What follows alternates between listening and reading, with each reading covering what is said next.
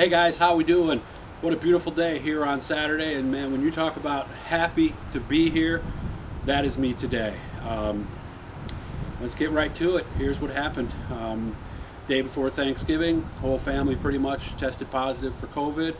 I was getting better, but hadn't been drinking or eating enough, and got to the point a week ago Friday where I had to go to the emergency room. It was very scary. My electrolytes and especially my potassium level was extremely low. They were very concerned.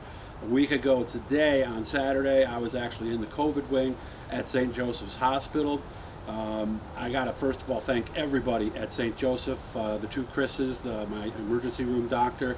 I mean, you talk about being scared. That was me last week.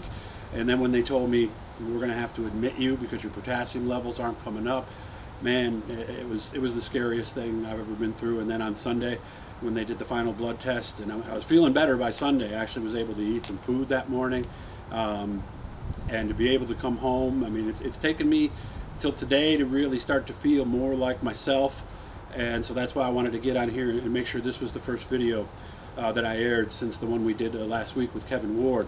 And when I did that one at the fairgrounds with Kevin Ward, I had to sit down the whole time. I felt like the best way to put it is you drank a fifth of gin and got an hour's sleep and somebody woke you up. That's how I felt.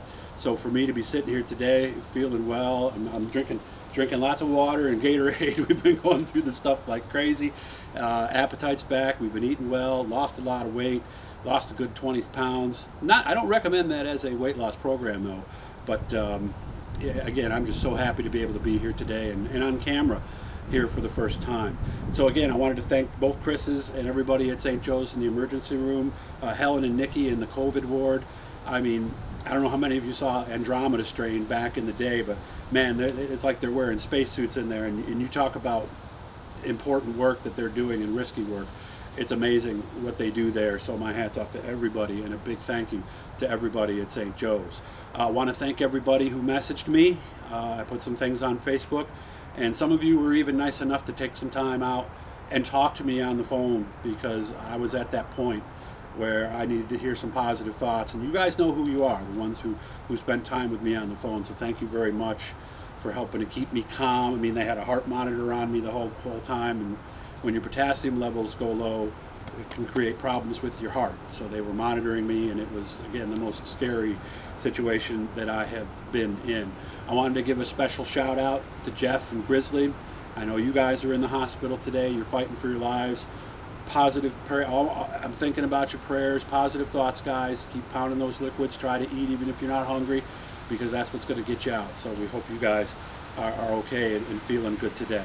I did a little slideshow that I'm going to put up right after this here on Saturday. So as of now, I think we're going to just be doing some of those for a while. I might be checking in with you like I'm doing today, just to let you know how we're doing and comment on some things, because a lot has changed over the past a couple of weeks. A lot of rules have come out, a lot of schedules are starting to come out, so it's a great time to be a race fan. But again, I could not be more thankful for everybody at St. Joe's and for all of you who helped keep me motivated. I read every single message, and it meant the world to me. And of course my family, my wife, my two daughters, my dad for doing a lot of the running around, because we were all quarantined at the same time, and so he did a lot of running around in the stores and got us our Gatorade and our Powerade and our water and you know, everything else that we needed.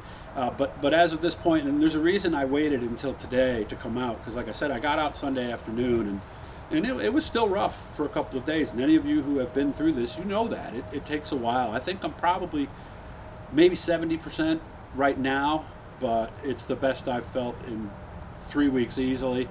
And man, I just got to thank all of you guys. We're hoping possibly that we might be able to get back on the road this week now that we're feeling better and everything.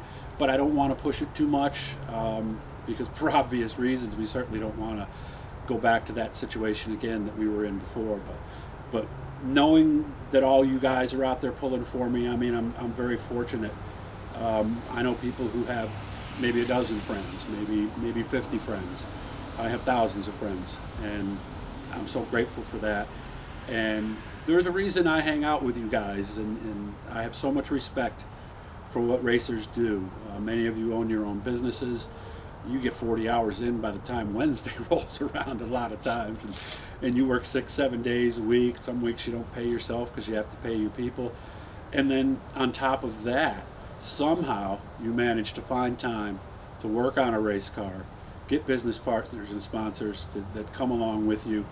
And so, there's a reason I hang out with you guys and do all this for very little money, is because I respect you all so much, and you all have such great stories. And there was a movie years ago, 18 Again. George Burns was in it, and he swapped places with his college grandson, and who was very talented. And there was a character in there who shined the light when he was doing his pictures and his photo and painting and stuff like that. And they asked him why he was doing it, and he goes, "Somebody has to shine the light on the great work that you do." So I'm happy and honored to be the guy who gets to shed that light and let everybody know your stories. I mean, every single time I go to a race shop or meet you guys at a show or something like that, I'm amazed at what you guys do. It doesn't matter if you're running a dirt modified, a sportsman, a street stock, a mod light, or even a 4-cylinder like I did for one season back in 2011. I have the utmost respect for each and every one of you, and that's why I do what I do. So I'm hoping I can get back out.